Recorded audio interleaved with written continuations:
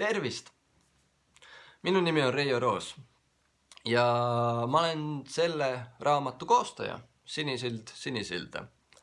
Ma pidin koos teiega seal täna esinema ja kaasa rääkima, et kuidas see raamat üldse sündis, kuid kahjuks ma istun kodus, kuna mind tabas koroona ja mis teha, ma ei saa kuhugi minna. Aga ses suhtes mul tervis on okei, aga lihtsalt on kurb, et ma ei saa teiega täna seal kaasa rääkida. Võib-olla ma lihtsalt ütleksin siia algusesse paar sõna, mis asi see raamat on nagu niimoodi koostaja vaatepunktist. See kogu idee sündis eelmise aasta lõpupoole, kui ma sain teada, et teadsin, et gümnaasiumis peab tegema uurimustöö 11. klassis. Võib olla ka praktiline töö.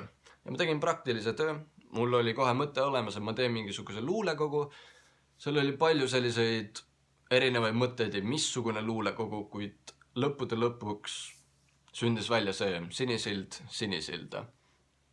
Ja jah, see on 2-keelne luuleantoloogia, ehk siis siin on 22 autorit ja kõikide nende luuletused on nii eesti kui ka soome keeles.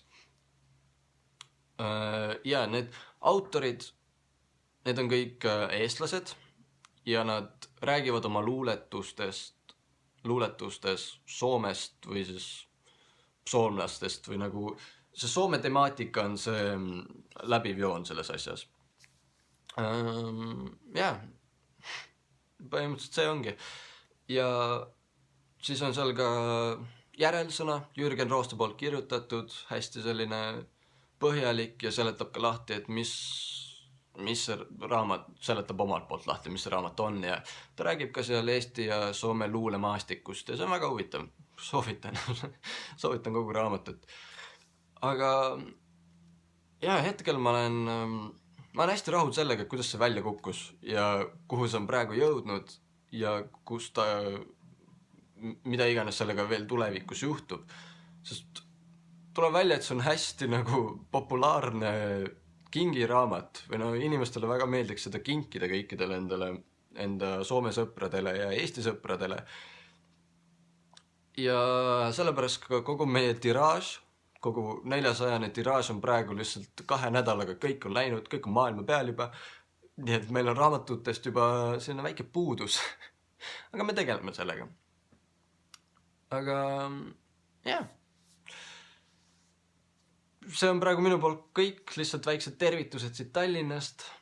Meil toimub kusjuures ka Tallinnas esitlus jaanuari alguses Kirjanike Liidu Musta Laega saalis. Ja ma tõesti loodan, et see ei jää ära ja see ikka toimub nii nagu peab ja ma saan seal ka ise esineda ja rääkida ka täpsemalt, et kuidas see kogu protsess käis. Aga minu poolt selles mõttes kõik, et esinejatele palju edu ja kuulajatele palun nautige.